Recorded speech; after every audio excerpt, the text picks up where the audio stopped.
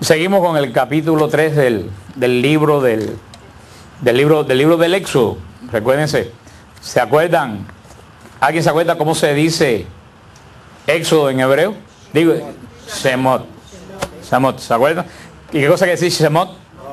Los nombres, porque es la palabra con que comienza el libro del Éxodo. Después se le dio el nombre del libro de Éxodo cuando se hizo la traducción de los 70, Septuaginta en Alejandría. Se recuerdan que el libro del Éxodo generalmente le muestra a Israel, o le da a Israel por primera vez la visión de que Dios es un Dios poderoso, que Dios es un Dios misericordioso, que Dios es un Dios que tiene memoria y que Dios es un Dios que es asequible. También en el libro del Éxodo va a aparecer un concepto nuevo. El concepto del libro del Éxodo, ¿se acuerdan que le dije que hablaba desde el principio hasta el fin de una sola palabra? Redención. En el libro del Éxodo gira la historia del pueblo de Dios. Es profundamente, vamos a ver que todo el libro del Éxodo gira alrededor del pueblo de Dios salvado por la sangre. Vamos a ver eso. El pueblo de Dios salvado por la sangre. El pueblo de Dios protegido por la sangre. El pueblo de Dios teniendo acceso a Dios a través de la sangre. Vamos a ver que eso a través de los sacrificios. Vamos a ver que toda la base cultural del Antiguo Testamento y del Nuevo Testamento se pone en el libro del Éxodo. Nos quedamos la semana pasada en el llamado de Moisés, en el llamado de Moisés en la zarza ardiendo. Hablamos de la zarza. Vemos cómo Dios recordaba el clamor, recordaba la necesidad de Israel. Bien, y por eso vemos que el llamado de Moisés no se basaba en el corazón de Moisés, sino en la compasión de Dios. O sea, Dios no llama a Moisés porque Moisés le cayó bien, porque Moisés era una persona que estaba en una alta espiritualidad. ¿Moisés es una persona con alta espiritualidad? No, Moisés es una persona llena de defectos. Inclusive había matado a un egipcio con razón o sin razón, pero había sido demasiado impulsivo. Por eso vemos, y es muy importante, que la llamada de Dios a Moisés no se basa en lo que Moisés es, sino se basa en qué cosa? En la compasión de Dios. Dios que se acordó del llamado y esa compasión. Fíjate, la misma palabra, si nosotros le prestáramos atención a las palabras, entenderíamos lo que quieren decir las palabras. Y es muy sencillo, compasión. ¿Qué es lo que le falta a mucha gente? Mucha gente es lo que dice el Apocalipsis, ni frío ni caliente. Compasión es cuando tú pones pasión con otra persona, con el corazón. Pero la palabra que se usa en la Biblia para compasión y no es más que lo que nosotros hablamos hoy de compasión, es la preocupación amorosa de Dios, es la palabra Gesed.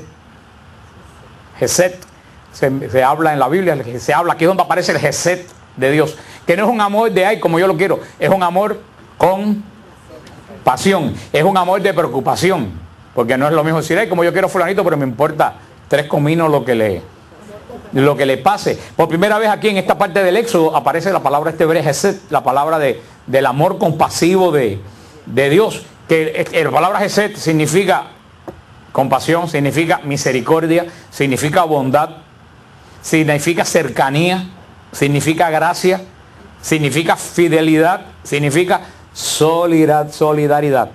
El Éxodo 26 va a decir que Dios es el que tiene Gesed por 1000 generaciones.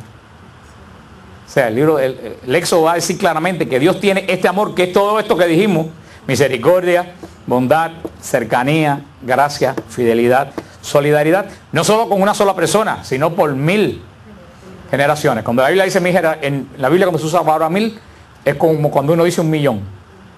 Que alguien dice, ¿cuántos fueron ahí a ver a este muchacho que vino de Medjugorje? Jesús dice, fueron como 1.000.000 de personas. Nadie puede imaginarse que fue de verdad 1.000.000 de personas. Cuando uno dice, fueron como 1.000.000 de personas, que uno entiende que fueron muchísima gente. Eso es lo que la palabra 1000, los hebreos no tenían la palabra millón, eso es lo que la palabra 1000 quiere decir en hebreo.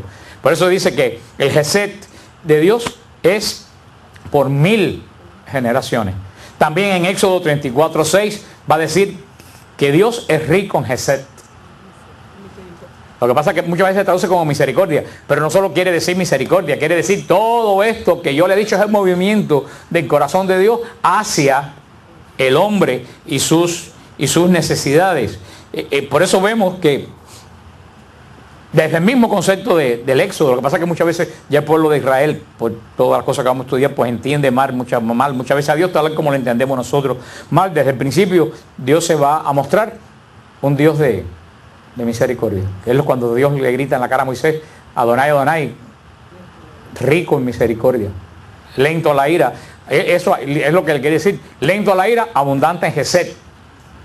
Es lo que le quiere decir, que es mucho más que el concepto que nosotros tenemos de lo que es la palabra compasión o de la palabra misericordia. Por eso el llamado de Moisés no se basa tanto una compasión específica por él o qué bueno es Moisés, sino que el llamado de Dios a Moisés es un llamado que está centrado en qué cosa, en el gesed, en la abundante misericordia, solidaridad, gracia, compasión de Dios, que pues gesed abarca todo lo que Dios puede sentir en su corazón hacia un ser humano que está en tribulación o que está en necesidad. Es todo lo que quiere decir. A partir de ahí, Moisés va a ser el representante de Dios. El versículo 8 lo dice, Dios lo expresa claramente, que lo manda a librar al pueblo de la esclavitud y llevarlo a una tierra que emana leche y miel. Eso para el israelita era el non plus ultra de lo elegante y de lo fino. Vemos una cosa aquí muy interesante. Moisés, y lo vamos a ver después, Moisés como que va a confiar un poco en su capacidad, ¿no? Por eso que Moisés, cuando Dios le vea este llamado, que es lo que Moisés va a decir, que va a poner una serie de excusas. ¿Por qué? Porque Moisés pensaba que él no tenía la capacidad para hacer lo que Dios le...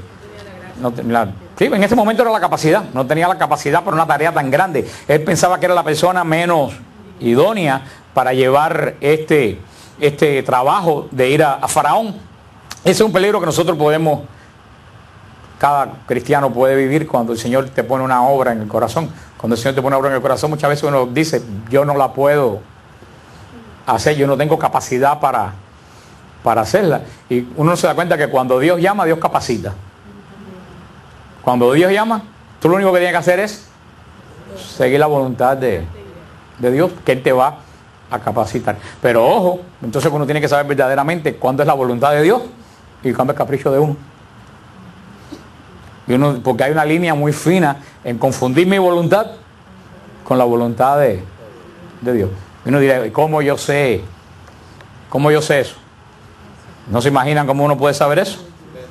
Por el don de discernimiento.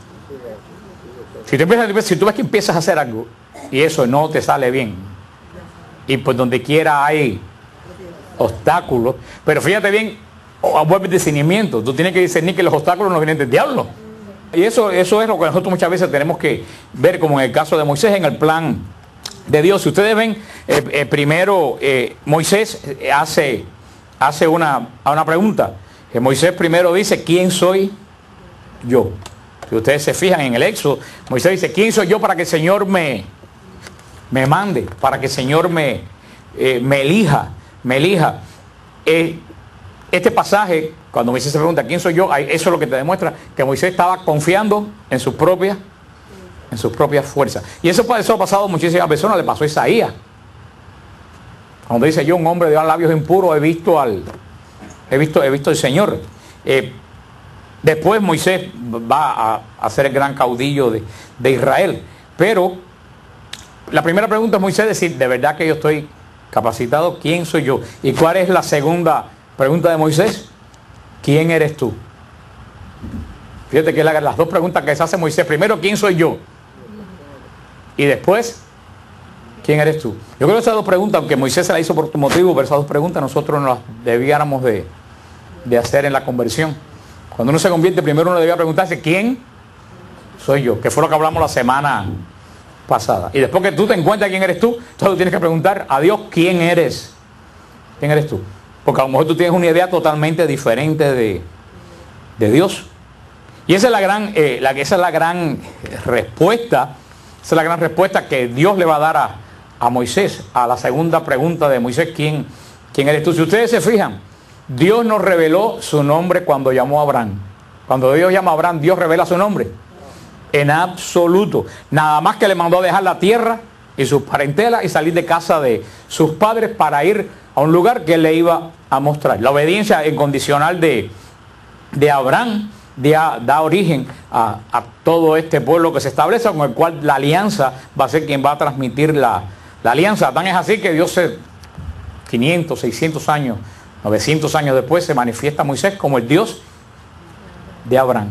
La llamada de Moisés no tuvo las mismas características que la llamada de Abraham. Fíjate que Dios llama a cada persona de una forma totalmente diferente. Dios llamó a Abraham. ¿Abraham se resistió? No. Deja tu casa, la casa de tu familia y vete a la tierra que yo te voy a dar. Y Abraham salió. Dios llama a Moisés y Moisés primero se dice, serviré soy yo para esto. Y después la gran pregunta, ¿quién tú eres? Es cuando Dios se revela de esta forma. Yo soy el que soy, que fue lo que leímos la semana pasada. Lo que hasta el día de hoy se ha llamado el nombre de Dios, que son las 4 primeras letras del llamado tetragramatón.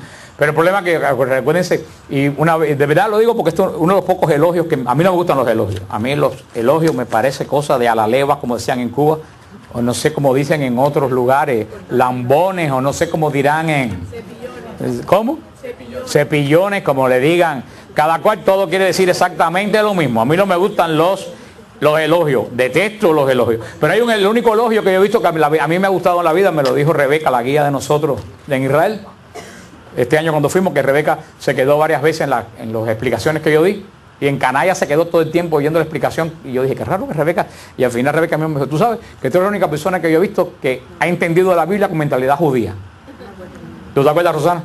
Yo dije, wow, tremendo elogio. Si yo he pasado por aquí miles de gente que explican la Biblia, pero yo no he visto a nadie que entienda la Biblia con la mentalidad judía de la época.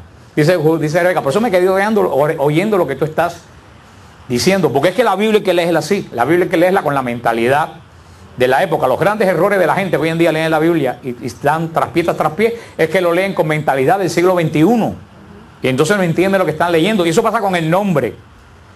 Para nosotros nombre es cualquier cosa.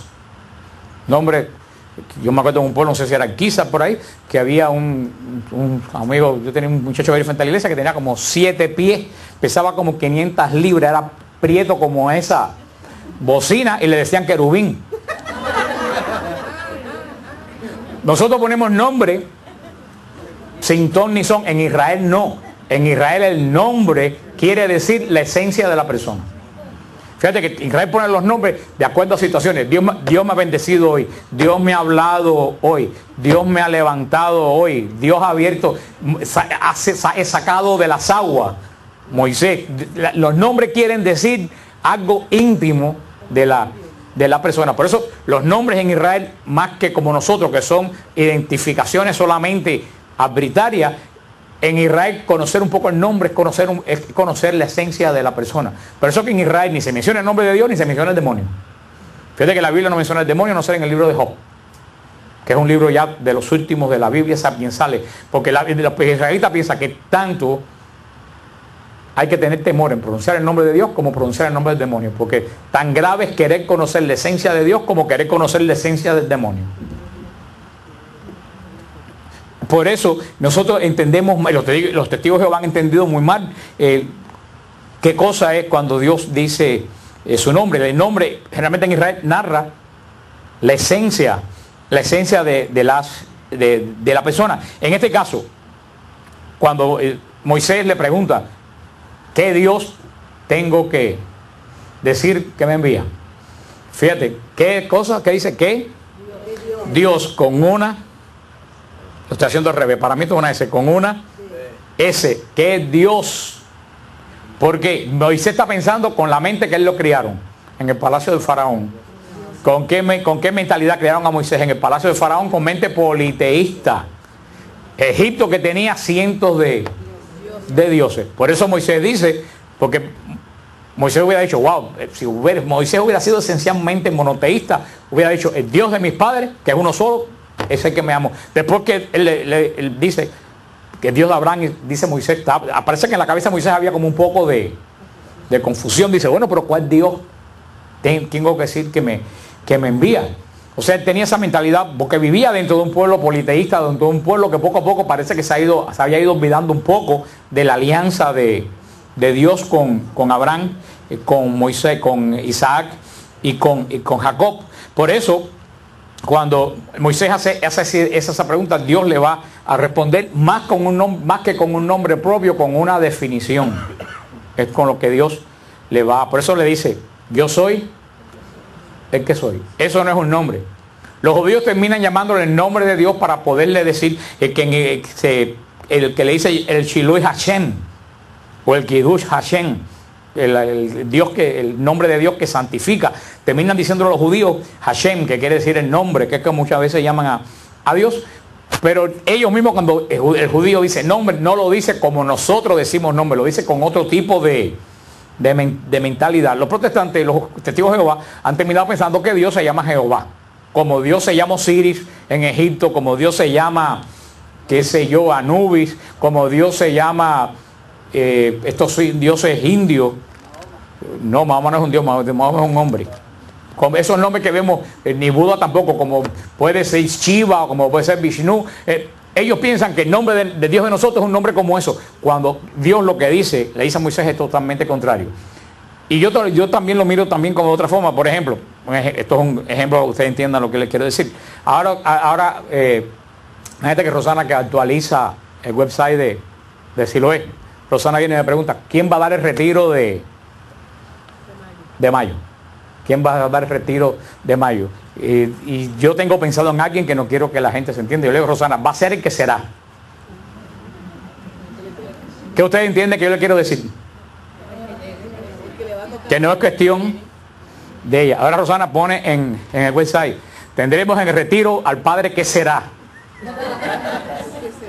¿Usted entiende lo que yo le digo? Yo no le estoy diciendo que el padre se llama que será. Yo le estoy diciendo que a ella en ese momento no le importa quién va a dar el retiro. Entonces ella pone padre que será y todo el mundo empieza a decir, es el padre que será. Y un día viene, qué sé yo, padre Francesco viene a dar el retiro y los que no lo conocen pasa por la eternidad como el padre que será dio el... ¿Usted entiende? Lo estoy haciendo forma de chiste, pero ¿entiende lo que le quiero decir? Eso es lo que... para mí eso es lo que pasa. Moisés le dice, ¿quién tengo? Y Dios como que pensando que si yo fuera un hombre, Dios dice, le acabo de decir que es el Dios de Abraham, de Isaac y de Jacob. Y ahora me pregunta que quién soy yo. Por eso dice, yo soy el que soy. Punto. Le está diciendo, a ti que te importa. Yo soy el único que existe. No hay nadie más que yo. Para mí que eso fue lo que Dios quiso decir. Porque no es un nombre propio. Dios no da un nombre propio. Dios da una definición. Yo soy el que soy. Los hebraístas, las personas que hablan, por lo menos tratan de hablar el hebreo de la época, que es muy diferente al hebreo de hoy, dicen que tiene lo que Moisés oye de la respuesta de Dios en la zarza ardiendo, tiene que haber sido Eyehek Asher Eyehek. Eso fue lo que dijo Moisés. Yo soy el que soy. Otros piensan que es Yahweh Asher Yahweh, que dice, que quiere decir el que da vida a todo lo que existe. Otros piensan que esa palabra quisieron decir, yo soy el que siempre voy a ser.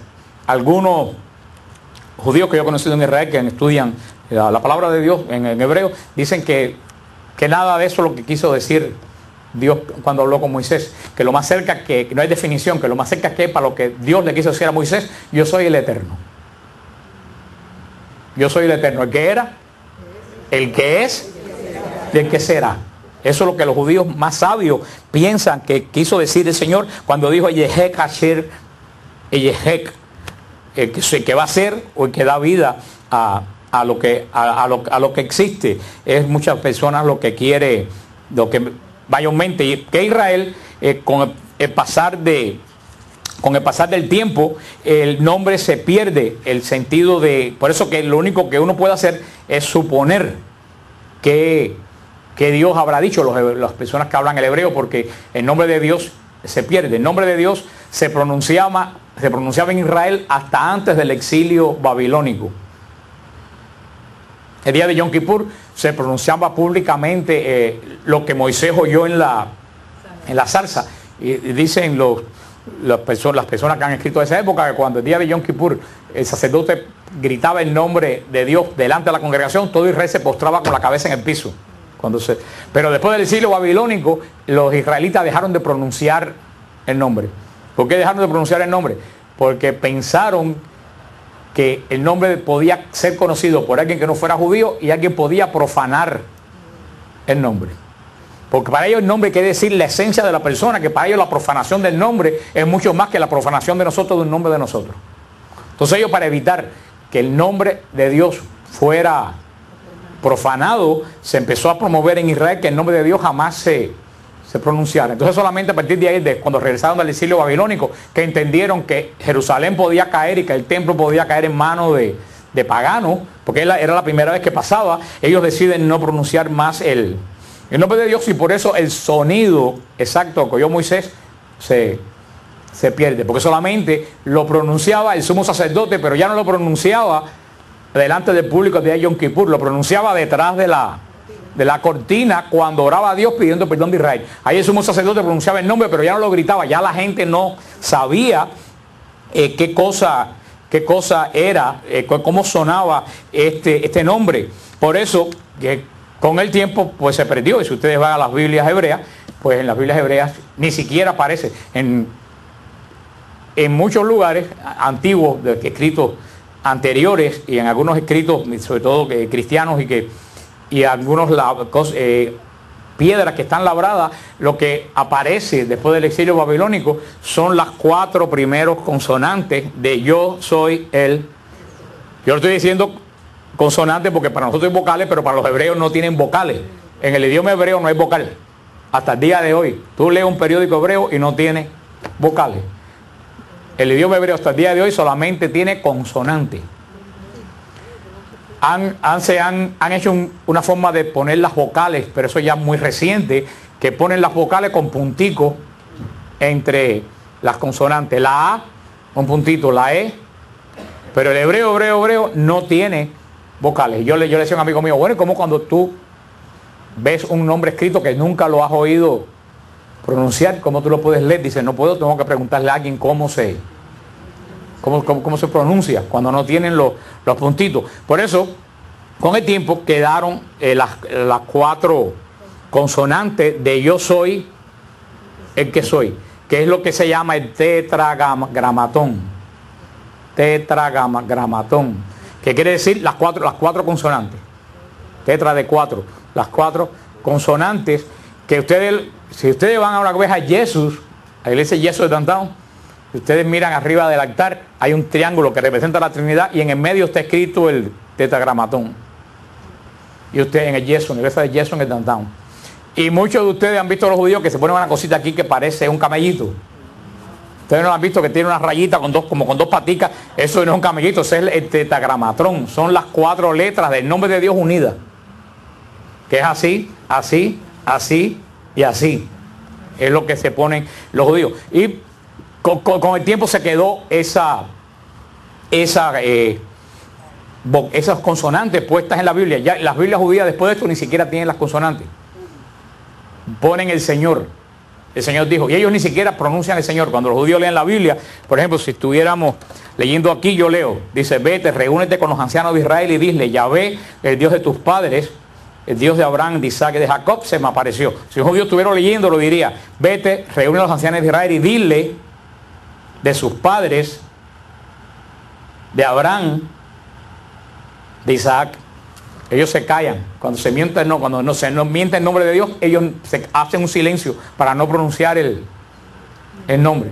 El gran respeto. Si ustedes están en un sitio judío en el internet, antes de tú empezar a leer el sitio, casi todos los sitios te lo dicen, te dicen, si tú imprimes algún tema de aquí, ten mucho cuidado que si este es el nombre de Dios escrito en la página, no se caiga al suelo el papel. Mira tú la clase de reverencia que el judío tiene por el nombre de Dios, que te dicen que si tú lo vas a imprimir, un pedazo de papel que tú coges, trujas y botas, que tengas cuidado, no lo vayas a tirar al piso, porque ahí está la esencia de Dios. El nombre de Dios, esto que oye Moisés, tiene en una de las primeras veces que se usa la raíz del nombre de Dios, es una palabra que nosotros usamos, aleluya. ¿Sabes? Nosotros decimos Yahvé, aleluya, quiere decir alabad al tetragramatón, a Dios. Quiere decir la palabra aleluya, porque se ha ido recortando el nombre. Por eso es que, pero eso sucede mucho ya después de Cristo, que se reúnen, vamos a ver, los masoretas, y se reúnen algunos judíos que hacen la traducción de la Biblia, y después nosotros los cristianos, que ya no tenemos la prohibición de mencionar el nombre de Dios. La gente le entró curiosidad de saber cómo sonaba el nombre de Dios. Entonces, algunos judíos y algunos autores cristianos cogieron las vocales de la palabra Adonai y las pusieron entre las consonantes, de los 4 consonantes del tetragramatón. Y por eso llegaron a la conclusión que debe de haber sonado Yahuwah, que pues debe de haber sonado el nombre cuando se convirtió. Pero fíjate que el nombre no lo convirtió Dios en nombre. El nombre lo convirtieron los judíos, lo convirtieron en nombre, porque de lo que Dios dijo no es Yahuwah. Dios dijo otra cosa, pero se convirtió con la costumbre del tiempo en un nombre, y creen que debe haber sonado Yahuwah.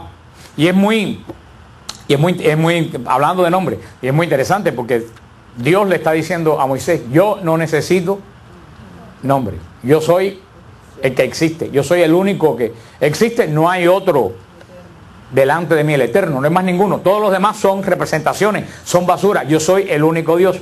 Porque como hemos explicado muchas veces, nosotros nos ponemos los nombres para identificarnos unos de otros, ¿no? Dios no tiene que identificarse de ningún otro Dios. Por lo tanto, no necesita nombre. Por eso sí tenemos que entender que Dios sí tiene un nombre propio. ¿Cuál es el nombre propio de Dios? Jesús es el nombre propio de Dios. Porque cuando la segunda persona de la Trinidad se hace hombre, sí necesita un nombre. ¿Por qué la segunda persona de la Trinidad, cuando se hace hombre, necesita un nombre? Para identificarse de los otros hombres. Por eso, fíjate que la Biblia nos dice que Yahvé es el nombre sobre todo nombre. ¿Qué es lo que dice la Biblia? Jesús es el nombre sobre todo otro nombre. Si tú vienes a ver, inclusive está diciendo que Jesús está por encima del tetragramatón, que no es un nombre. ¿Por qué está por encima del tetragramatón? Porque el tetragramatón no es un nombre, es una definición. Porque si no, San Pablo dijera que el nombre del Hijo está por encima del nombre del Padre, porque dice ante el nombre de Jesús, nombre que está sobre todo otro. No tiene un paréntesis que dice menos Yahvé, no, dice sobre todo otro nombre. Dice el nombre ante el cual se dobla toda rodilla en el cielo, en la tierra. Ese es el verdadero nombre de... Si Dios tuviera un nombre propio, sería Jesús. Ese es el verdadero nombre de Dios. Muchos dirán, bueno, ¿de dónde viene la palabra Jehová? La palabra Jehová viene del siglo XI o del siglo XII, que es una mala pronunciación de la Y de Yahuwah. Porque en Alemania lo pusieron en una de las traducciones cuando se estaba escribiendo la Biblia con la fonética alemana, en vez de poner con la Y, la pusieron con una J que suena como Y. Y de ahí, cuando lo llegaron los protestantes, como Martín Lutero estaba en Alemania y la imprenta se descubre en Alemania, empezaron a poner las Biblias, en vez de Yahuwah, Jehová. Pero primero, Yahvé no es el nombre de Dios. Eso tenemos que tener claro. Yahvé no es el nombre de Dios. Y si Yahvé no es el nombre de Dios, Jehová es menos todavía, porque Jehová es una corrupción de Yahvé, que es una identificación, que una definición que no es un nombre. Es más, que todavía tú vas a Israel y le preguntas a cualquier judío en Jerusalén, puedes hacer el experimento. ¿Quién es Yahuwah? Y Él te dice, es el Dios de nosotros. Y tú le preguntas, ¿quién es Jehová? Y ellos no reconocen ese nombre ni por fonética ni por nada. Y ellos dicen, no, eso es un invento de los cristianos, eso nosotros no tenemos nada que ver con ellos. Pero por eso el Santo Padre Benedicto XVI dio una orden no hace mucho de que el nombre de Dios, cuando se lee en la Biblia, en la liturgia, no se puede pronunciar Yahvé. Tiene que pronunciar el Señor. Tiene que pronunciarse. Cuando tú estás leyendo la Biblia con estudio bíblico, tú puedes decir Yahvé, pero en la misa, en la Eucaristía, no se puede decir Yahvé. ¿Por qué? Porque dice Benedicto XVI, nosotros tenemos una continuación histórica y de fe con Israel. Nosotros tenemos que llamar a Dios en la liturgia tal como Israel lo llamaba en la liturgia. Y si ustedes ven las Biblias antiguas, no dicen es Yahvé mi pastor. Las Biblias antiguas dicen el Señor es mi pastor, nada me falta. Porque el tetragramatón terminó siendo sustituido en Israel por Adonai, que quiere decir el Señor.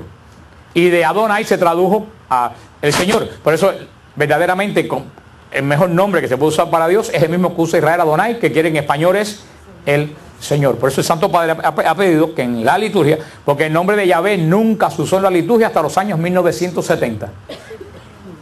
Ahí hace 30 o 40 años solamente se empezó a usar el nombre de Yahvé en la liturgia. Fue una innovación de las tantas que se entraron en la iglesia. Pero eso como que rompe un poco la continuidad histórica de la iglesia. ¿Con quién?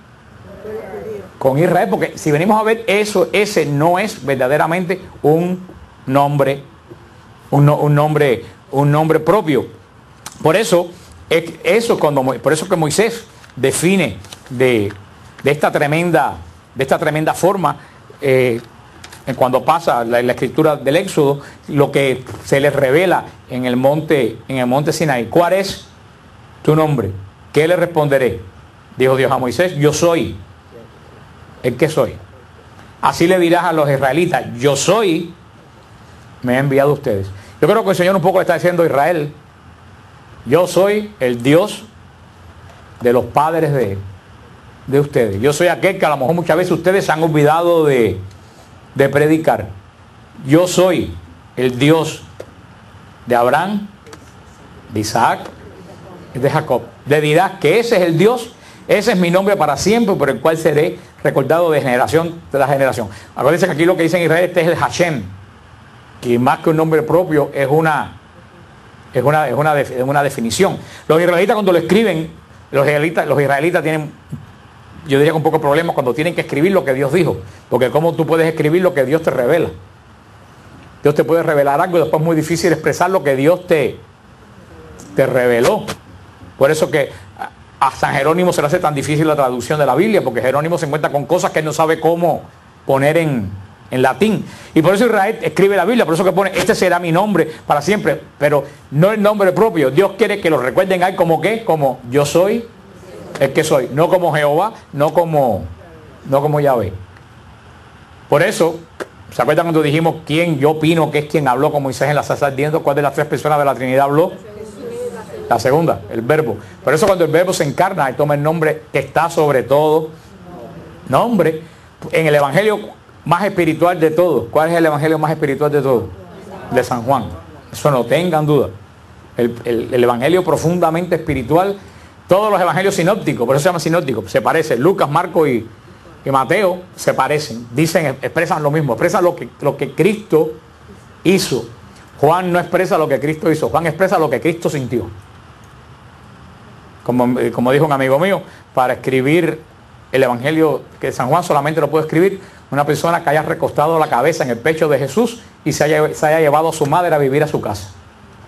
Es el único que puede escribir, porque Juan entra a lo profundo del corazón de Jesús. Por eso el evangelio de Juan no es sinóptico. ¿Qué quiere decir? El evangelio de Juan no narra secuencias históricas. El evangelio de Juan narra lo que hay en el corazón de Cristo. Y son enseñanzas profundas que salen del corazón de Cristo. Por eso en el evangelio de Juan, sobre todo en Juan 6, sobre todo el Señor repite 7 veces, yo soy, yo soy, yo soy. ¿Y qué le dice aquí Dios a Moisés? Le dirás que yo soy me envía. Por eso Juan dice continuamente, yo soy el pan de vida que ha bajado del cielo, yo soy la puerta, yo soy la verdad, yo soy la resurrección y la vida. Juan entiende verdaderamente quién es Jesús. Y por eso Juan pone en una profunda relación a Jesús con quién, con la persona de Dios que habló en la zarza con Moisés. Y por eso más profundamente, yo creo que es donde más y se lo he explicado montones de veces, pero nunca está de más explicarlo, es en el encuentro, que para mí uno de los lugares, uno de los pasajes más espectaculares de la Biblia, es el encuentro de Jesús con Caifás, la noche del jueves santo. Para mí ese encuentro de Jesús con Caifás es una de las cosas más impresionantes después de la zarza ardiendo. Cuando el verbo encarnado se enfrenta ¿con quién? Con el sumo sacerdote de Israel. Y el sumo sacerdote de Israel, ¿cuál era el puesto del sumo sacerdote de Israel? Guardar la ley hasta que viniera el Mesías. Y se encuentran mirándose a la cara el Mesías y el que tiene que custodiar la ley. Y el sumo sacerdote intrigado le dice, te digo en el nombre de Dios vivo, eres tú el Mesías. El sumo sacerdote, con la autoridad que tenía, pone bajo juramento a Jesús en nombre del Dios vivo. Jesús había dicho a la samaritana, no le digas a la gente quién yo soy. Se lo dijo muy claro, no digas. Pero ahora es diferente. Ahora el sumo sacerdote pone a Jesús bajo juramento. Y Jesús está bajo la ley. En ese momento todavía, porque no ha muerto en la cruz. Jesús está bajo la ley. Si Jesús contesta evasivas o mentiras bajo juramento, ¿en qué cosa está? En pecado. Jesús tenía que contestarle quién era. Por eso cuando el sumo sacerdote, dime el nombre de Dios vivo, eres tú el Mesías, Jesús le dice, sí, no, Jesús le dice, no, y peor, dice, yo no lo digo, tú lo dices, yo soy. Y por eso el sumo sacerdote se rasga la vestidura. Si venimos a ver una reacción insólita, porque verán pocas veces se rasga el sumo sacerdote la vestidura en todo lo largo del Antiguo Testamento. Cuando el sumo sacerdote, acuérdense que la vestidura del sumo sacerdote significaba la santidad de Dios. Cuando el sumo sacerdote se rasgaba la vestidura, quiere decir que había habido un insulto, pero más allá de lo que nadie se puede imaginar al nombre de Dios. Y si tú dices, porque si él pregunta, ¿tú eres el Mesías? Es que él tenía duda. No, porque si él tiene, si él sabe que ese no es el Mesías, que es un loco, ni se tome el trabajo de interrogarlo. Algo tenía que haber llegado a los oídos de él que él estaba diciendo, ¿será? No será. Y por eso le dice, vamos acá con el asunto, dime, en el nombre de Dios vivo, si tú eres el Mesías. O sea, si el sumo sacerdote pregunta eso, solamente hay dos respuestas. ¿Sí o no? Y él debía haber estado preparado. Le dice, sí, yo soy, sí, el Mesías soy yo. Ah, ok, bueno, este está loco, llévenselo. No, yo lo sabía. Sin embargo, nadie espera que él se ponga de pie y se rasgue y grite. No hay que oír nada más, reos de muerte. O sea, él oyó algo que en su vida pensó que iba a oír. ¿Qué fue lo que oyó? Que Jesús le dijo, yo soy el que habló con Moisés en la zarza ardiendo. Y él dijo, no, ahora sí ya, en Israel no se ha dicho nunca tal ofensa contra la santidad de Dios. Que un carpintero de 33 años diga que él habló que eres el Dios que habló con Moisés en la zarza ardiendo. Y por eso que tiene esa reacción propia de espanto de un judío que de verdad le han metido el dedo en la llaga así duro. Vemos lo terrible que es como Moisés entendió el nombre de Dios, como el sumo sacerdote se enfrenta con el mismo que habló con Moisés y sin embargo no lo reconoce. Jesús da durante todo el Evangelio, el de Juan y también hasta en los sinópticos continuamente, él está diciendo que fue el que habló con Moisés en la zarza. Recuérdense cuando dijo, antes que Abraham fuera, yo soy. Y le dijeron, pero tú tienes 30 años, ¿cómo tú vas a decir que tú eres mayor? Y Jesús le dijo, de verdad les digo, que antes que Abraham fuera, yo soy. Esa es la gran conexión de Dios con Jesús, la persona de Dios que habla con Moisés en la zarza ardiendo. Y sigue diciendo en el versículo 16, vete, reúne a los ancianos de Israel y dile, el Señor, el Dios de sus padres. Recuérdense que la Biblia de ustedes posiblemente diga Yahvé, el Dios de sus padres. Pero eso viene hace 40 años. En una Biblia, la Septuaginta de San Jerónimo, en la Biblia judía, en todas las Biblias antes de 1970 y pico, aquí debía decir el Señor, el Dios de tus padres, el Dios de Abraham, de Isaac y de Jacob, se me apareció y me dijo, yo los he visitado y me he dado cuenta de los que le han hecho en Egipto. Y he decidido sacarlos de la aflicción de Egipto y llevarlos al país de los cananeos, los hititas, los amorreos. Sigue diciendo, una tierra que emana leche y miel. Ellos te harán caso y tú irás con los ancianos de Israel, donde el rey de Egipto, y le dirán, Yahvé, el Dios de los hebreos, se nos ha aparecido y ahora tenemos que hacer un viaje durante 3 días por el desierto para ofrecer sacrificios a nuestro Dios. Ya sé que el rey de Egipto no los dejará ir, a no ser forzado por una mano poderosa.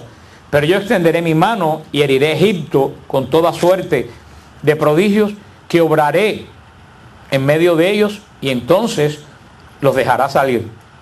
Haré que este pueblo obtenga el favor de los egipcios, de modo que cuando partan no salgan con las manos vacías, sino que cada mujer pedirá a su vecina y la dueña de su casa objetos de plata, objetos de oro y vestidos que pondrá a sus hijos y a sus hijas, y así despojarán a los egipcios. Moisés respondió, mira que no me creerán, ni me harán caso, pues dirán, no se te ha parecido Yahvé. Entonces Yahvé le preguntó, ¿qué tienes en tu mano? Un cayado, respondió él, y Yahvé le dijo, tíralo al suelo. Él lo tiró al suelo y se convirtió en una serpiente, y Moisés huyó de ella. Yahvé dijo, Moisés, extiende tu mano y agárrala por la cola. Extendió la mano, la agarró y volvió a ser cayado en su mano, para que crean que se te ha parecido el Señor, el Dios de tus padres, el Dios de Abraham, el Dios de Isaac y el Dios de Jacob. Aquí comienza lo más importante aquí. Primeramente tienen que darse cuenta que el Señor está lidiando con una persona que vivió hace 4000 años.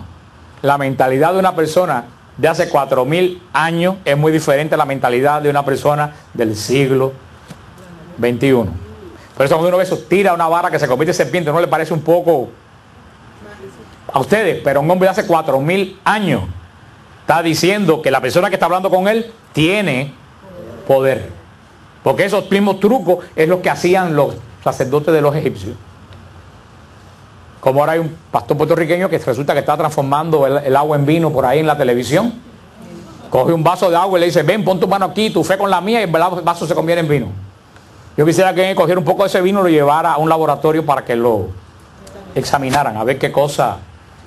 Pero si fuera la Iglesia Católica, ahí estuviera todo el mundo haciendo la prueba. Pero como no es Iglesia Católica, pero estamos en... Si todavía esos trucos se están haciendo para convencer a la gente que dé dinero, imagínate hace 4000, tienes que entender que Dios está hablando, para nosotros Moisés es el non plus ultra de la fe, pero en ese momento Moisés era un hombre extremadamente rústico, que creía en señales, en signos, criado en un país extremadamente supersticioso como los egipcios. Por eso Dios habla a cada cual según su mentalidad. ¿Se recuerdan en el Evangelio de la Natividad? Dios le habla a los magos a través de ¿qué? De una estrella. Y a los pastores le habla a través de ¿qué? De un ángel. Si Dios le habla a los magos a través de un ángel, posiblemente no lo entendieran. Si Dios le habla a los pastores a través de las estrellas, Dios le habla a cada cual según el medio que la persona puede entender, porque el Señor es un buen maestro. Y por eso todo esto que vamos a ver, mete la mano y sale de prosa, mete la mano y ponlo, todo esto está diciendo, Dios le está diciendo a un hombre extremadamente limitado en su mentalidad. El que está hablando contigo tiene poder. Y ese poder que yo tengo, está diciéndole Dios, te lo estoy transmitiendo a ti. Es lo que Dios quiere decir con la mentalidad judía de la época. Pero también vemos, ya terminando la clase, vemos aquí una cosa muy interesante que sucede con todos los encuentros con Dios. Moisés sale de Egipto. ¿Cómo sale Moisés de Egipto? Moisés sale de Egipto huyendo. ¿Huyendo de quién? Del faraón. Que el faraón estaba buscándolo como cosa buena porque había matado a un egipcio. Cuando faraón diría, yo que lo saqué, que lo salvé, que le he dado de todo, mira cómo me sale. Moisés tiene un profundo encuentro con Dios en el Sinaí. Una teofanía de Dios gigantesca. Y cuando Moisés se encuentra con Dios, uno puede decir, bueno, se acabaron los problemas de Moisés, ¿no? Nada más y nada menos que habló con el Dios. Según la mentalidad protestante, de ahí en adelante el dinero le iba a caer a Moisés a chorro, y Moisés iba a construir un palacio en el Sinaí, y ahí se acabó el asunto. Sin embargo, cuando Moisés tiene el encuentro con Dios, comienzan los problemas de Moisés.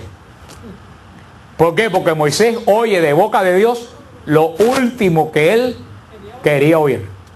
Moisés sale huyendo de Egipto acusado de asesinato. El faraón lo anda buscando. Él se tiene que esconder en ese pedregal. Y ahora Dios se la pide y dice, ve y habla con el faraón. Regresa, que te está buscando y te quiere matar. Regresa, nada. Hermano, pónganse en el lugar de Moisés. Moisés sale huyendo de Egipto asustado. Se pasa años caminando por el desierto y pasando sed. Se casa con esta mujer que era una muchacha rústica del desierto. Tiene una vida miserable de pastor. Todo eso por miedo. Y ahora el Señor se aparece y dice, como dice Rosado, dale para allá. Tú sabes, hermano, pero esto que yo se lo digo en forma cómica, es una gran lección. El Señor nos llama muchas veces a enfrentarnos a nuestros propios miedos. Vivimos llenos de miedo. Y cuando tienes un encuentro con Dios, el Señor te dice, enfréntate con ese miedo y vénselo. No con lo que tú eres, sino con lo que yo soy. ¿Cuál era la vida de Moisés? Giraba alrededor de qué en ese momento? No. Hasta ese momento la vida de Moisés giraba alrededor del miedo al faraón. La vida de Moisés estaba dominado por el miedo al faraón. Me están buscando, me puede encontrar. Si me encuentra, sabe Dios qué cosas me puede hacer. Ese miedo de Moisés, ¿a quién? Al faraón. Dominaba la vida de Moisés. Estoy seguro que a las 24 horas, y si me ven, y si me agarran, y si me encuentran, y casi el Señor lo libera de ese miedo. Vete al faraón. Ahora tú no vas a ir con el poder tuyo, tú vas a ir con el poder mío, y por eso le da los signos. Él dice, tú, yo te estoy dando a ti poder para que tú te enfrentes con el que tú temes y tú lo venzas. Pero tenemos que poner, eso es una gran enseñanza para todos nosotros. Muchas veces la vida de nosotros gira alrededor de miedo. Yo he hablado muchas veces en esta semana con otros hermanos que me han llamado de otros lugares y me han escrito, y yo le he dicho, tu vida está girando alrededor de miedo a que tu hijo se eche a perder, o que a tu hijo que se echó a perder, y esa vida de ese hijo tuyo está haciendo que tu vida esté dominada por el miedo a. Yo soy, tú tienes que liberarte de ese miedo. Es difícil decirle a un padre que se libere de un hijo, pero tú no puedes, cada cual tiene su cruz, tú no puedes hacer que tu vida gire alrededor del miedo de otra persona que no quiere servir a Dios. Tú tienes que liberarte de eso. Cada cual tiene que cargar su cruz. Yo sé que para una madre o un padre es muy difícil, pero los que han pasado por esa situación saben que no pueden hacer nada. Yo se lo he dicho como Moisés, libérate de eso, es tu hijo. Lo dijo la hermana Blanca, ponlo en el sagrario, cierra la puerta y déjalo ahí. Porque si no, terminas tu vida como Moisés en un desierto. ¿Movido por qué cosa? Por el miedo. Puede ser que si me botan del trabajo, ¿qué va a hacer de mí? Que si mi matrimonio se acaba, no puedo vivir sin Pucho, ¿qué va a hacer de mí sin? Hermano, estás como Moisés en pleno desierto, porque casi siempre el desierto puede ser de bendición, pero el desierto puede ser de miedo. Puedes estar viendo un desierto de miedo. Hermano, tú vas a ser libre el día que te enfrentes con eso. Y si me deja, ¿qué? El Señor proveerá. Y si mi hijo se pierde, ¿qué? Es responsabilidad de él, porque yo le he dado a él lo mejor que yo le he podido dar. Y si se quiere perder, que se pierda. Pero a mí, él no domina mi vida ni me aleja de mi Dios. Hermano, te hay que llegar, cuesta trabajo, pero hay que hacerlo, porque primero no vas a lograr nada viviendo del miedo a. No vas a perder tu vida sin solución. Porque tú dijeras, bueno, si ese miedo va a transformar a la otra persona, yo te digo, vale la vida, vale la pena. Nadie, el miedo de una madre, de una esposa, de un esposo, no transforma a nadie, empeora las cosas. Y ese es el mensaje que el Señor le da a Moisés, libérate de miedo. Pero para enfrentar al miedo, tienes primero que enfrentar esas cosas que tú no quieres enfrentar. Y después enfrentarlo no solo, sino enfrentarlo con el poder de Dios. Y los que fueron a retiro, la hermana Blanca, más clara no pudo ser. Llega un momento que te decís, Señor, ahí te pongo a fulana, ahí te pongo a fulano, el que sea hijo, marido, trabajo, ahí te lo pongo. Ahí te lo dejo. Ya yo terminé la parte que me tocaba a mí. Y no te ates a eso, hermano, no te ates. Aquí en Nuevo Caminar, Nueva Vida, lo dicen muchas veces, lo dicen muy claro, como casi siempre toda la familia del adicto termina siendo codependiente del adicto. Y lo que hace esa codependencia es hacer al adicto más adicto. Hoy mismo me escribió un muchacho que decía es que esta tía mía tiene un adicto en su casa y ella dice que lo mejor que hay que hacer es no darle a entender que ellos saben que es adicto. Entonces esa mujer vive en el miedo que el hijo no se dé cuenta que ella sabe que es un adicto. ¿Eso soluciona la situación? ¿Eso da solución? ¿Eso la ayuda a la vida de ella? Hermano, parece duro, pero eso es lo que el Señor dice a Moisés. El Señor no le dice, el Señor dice a Moisés, mira, sale de Sinaí, coge por ir para allá, para Babilonia, que hay agua y matas y te vas a encontrar un tesoro por el camino. Porque tú sabes que si Moisés se va a Babilonia y se encuentra un tesoro, tú sabes que se hubiera llevado a cuesta a Moisés. El miedo. ¿No? Moisés se va a Babilonia con un tesoro y con agua y se hubiera llevado a Babilonia junto con él su miedo. Y si hasta aquí llega el faraón, y si alguien se entera que yo estoy aquí y ahora pierdo todo lo que yo... Hermano, porque hay personas que llevan el miedo como un caracol lleva la concha. ¿Ustedes han visto que el caracol camina? Y cuando hay gente que el caracol dice que va, esta casa no me gusta, y sale caminando, y cuando se planta y mira alrededor, ¿qué es lo que está? La misma casa, porque la lleva a cuesta. Hay personas que llevan su miedo a donde quiera que va, se lo lleva.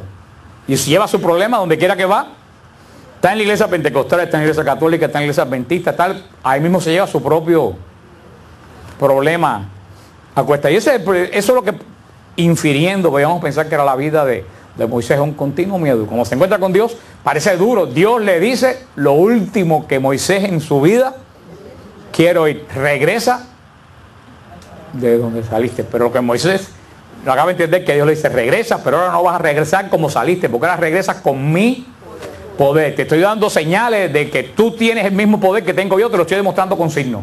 Tú vas con poder, tú no vas desprotegido, porque Dios de Geset es el que va contigo, porque tú vas con una misión. Y por eso Moisés va a dar montones de excusas, como te la dan todas las personas que un día pues no quiere, por algún motivo, porque tiene miedo, porque confía en su propia fuerza en vez de confiar en lo que el Señor, si te manda, te capacita. Todas las excusas que las personas le dan a Dios. Mañana, más tarde, a lo mejor el año que viene. Y es lo que el Señor dice en la parábola, insensato, que tú sabes si va a haber el año que viene. Que tú sabes si va... A mí nunca se me olvida esta hermana que iba al grupo San Gil, Marta. ¿Cómo se llama? ¿Te acuerdas de Marta? Aquella señora de pelo negro tan elegante. Yo le decía, Marta, vámonos. Y una mujer fuerte, una mujer extremadamente bien plantada y fuerte. Le decía, Marta, vámonos a Israel. Y ella dijo, no, este año no, el año que viene. Ella podía ir y se murió. No hubo año que viene. Entró a la Jerusalén celestial. Yo pongo un ejemplo porque eso puede pasar. No, hoy yo no. Yo voy a entregarme al Señor el año que viene o cuando resuelva este problema. El Señor, pues Moisés podía haber dicho, Señor, déjame que a Faraón se le olvide lo que pasó. Y entonces el Señor le dijo, en este mismo instante, tal como Abraham dejó su tierra, vete a enfrentar a Faraón. Ese es el mensaje de hoy del libro del Éxodo, que Dios por primera vez le revela lo que no le reveló a Abraham. Con Abraham solamente hizo un pacto. Ahora Dios le revela a Moisés parte de su esencia. ¿Cuál es la esencia de Dios que es revelada a Moisés? Yo soy el que soy. No hay nadie fuera de mí. Dile que el que es te envía. Le está diciendo, yo soy el eterno. Yo soy el que era, el que es y el que va a ser. No hay más ningún. Es lo que le dice el Señor a Moisés. No te preocupes con los dioses de Egipto. No existe más ningún Dios que yo. Y ese Dios, que es el único que existe, te está capacitando a ti para una misión que te voy a enviar. Pero antes de la misión que te voy a enviar, tú tienes que vencer tu propio miedo. Porque vamos a ver que el Señor originalmente pide a Faraón que saque a Israel a adorar a Dios en el desierto. Vemos que es lo primero que Dios es la primera vez que Dios va a llamar a un pueblo a adorar. Va a decir, yo quiero que la primera acción que mi pueblo haga cuando sea libre sea ¿qué cosa? Adorar. Que adore a Dios. Antes de comenzar la larga marcha del desierto. Pero es otro tema que entramos la semana la semana que viene. Desde el mismo concepto del éxodo, lo que pasa es que muchas veces ya el pueblo de Israel, por todas las cosas que vamos a estudiar, pues entiende muchas veces a Dios tal como lo entendemos nosotros mal. Desde el principio Dios se va a mostrar un Dios de misericordia. Es cuando Dios le grita en la cara a Moisés, Adonai, Adonai, rico en misericordia, lento a la ira. Eso es lo que le quiere decir, lento a la ira, abundante en gesed. Es lo que le quiere decir, que mucho más que el concepto que nosotros tenemos de lo que es la palabra compasión o de la palabra misericordia. Por eso el llamado de Moisés no se basa tanto una compasión específica por él o qué bueno es Moisés, sino que el llamado de Dios a Moisés es un llamado que está centrado en qué cosa, en el gesed, en la abundante misericordia, solidaridad, gracia, compasión de Dios, que pues gesed abarca todo lo que Dios puede sentir en su corazón hacia un ser humano que está en tribulación o que está en necesidad. Es todo lo que quiere decir. A partir de ahí, Moisés va a ser el representante de Dios. El versículo 8 lo dice, Dios lo expresa claramente, que lo manda a librar al pueblo de la esclavitud y llevar gracia. Significa fidelidad, significa solidaridad. El Éxodo 26 va a decir que Dios es el que tiene gesed por 1000 generaciones. O sea, el Éxodo va a decir claramente que Dios tiene este amor, que es todo esto que dijimos: misericordia, bondad, cercanía, gracia, fidelidad, solidaridad. No solo con una sola persona, sino por 1000 generaciones. Cuando la Biblia dice en la Biblia, cuando se usa la palabra 1000, es como cuando uno dice 1.000.000. Que alguien dice, ¿cuántos fueron ahí a ver a este muchacho que vino de Medjugorje? Jesús dice, fueron como 1.000.000 de personas. Nadie puede imaginarse que fue de verdad 1.000.000 de personas. Cuando uno dice, fueron como 1.000.000 de personas, que uno entiende que fueron muchísima gente. Eso es lo que la palabra 1000, los hebreos no tenían la palabra millón. Eso es lo que la palabra 1000 quiere decir en hebreo. Por eso dice que el gesed de Dios es por 1000 generaciones. También en Éxodo 34:6 va a decir que Dios es rico en gesed. Lo que pasa es que muchas veces se traduce como misericordia, pero no solo quiere decir misericordia, quiere decir todo esto que yo le he dicho es el movimiento del corazón de Dios hacia el hombre y sus necesidades. Por eso vemos que seguimos con el capítulo 3 del libro del Éxodo. Recuérdense, ¿se acuerdan? ¿Alguien se acuerda cómo se dice Éxodo en hebreo? Digo, Shemot. Shemot, ¿se acuerdan? ¿Y qué cosa quiere decir Shemot? Los nombres, porque es la palabra con que comienza el libro del Éxodo. Después se le dio el nombre del libro de Éxodo cuando se hizo la traducción de los 70, Septuaginta en Alejandría. Se recuerdan que el libro del Éxodo generalmente le muestra a Israel, o le da a Israel por primera vez la visión de que Dios es un Dios poderoso, que Dios es un Dios misericordioso, que Dios es un Dios que tiene memoria y que Dios es un Dios que es asequible. También en el libro del Éxodo va a aparecer un concepto nuevo. El concepto del libro del Éxodo, ¿se acuerdan que le dije que hablaba desde el principio hasta el fin de una sola palabra? Redención. En el libro del Éxodo gira la historia del pueblo de Dios. Es profundamente, vamos a ver que todo el libro del Éxodo gira alrededor del pueblo de Dios salvado por la sangre. Vamos a ver eso.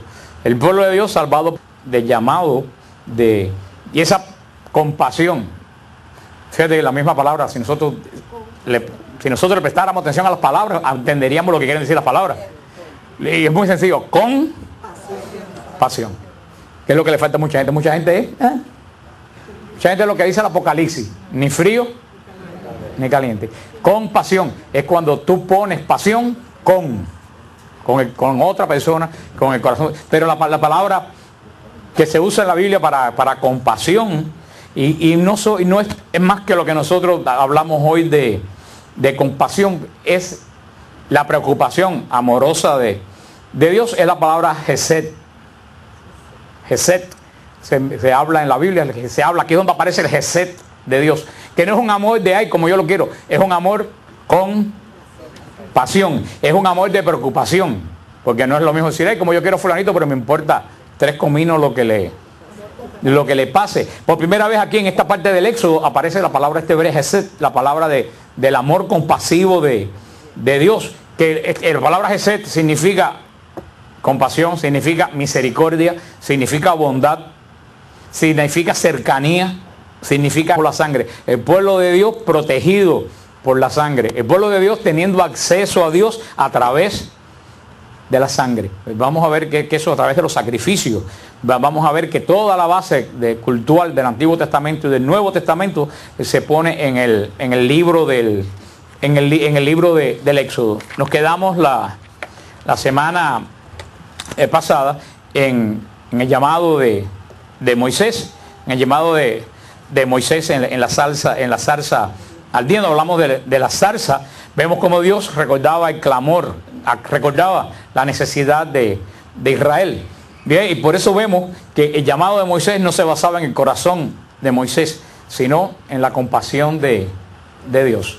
O sea, Dios no llama a Moisés porque Moisés le cayó bien, porque Moisés era una persona que estaba en una alta espiritualidad. Moisés es una persona con alta espiritualidad. No, Moisés es una persona llena de defectos. Inclusive había matado a un egipcio con razón o sin razón, pero había sido demasiado impulsivo. Por eso vemos, y es muy importante, que la llamada de Dios a Moisés no se basa en lo que Moisés es, sino se basa en qué cosa, en la compasión de Dios. Dios que se acordó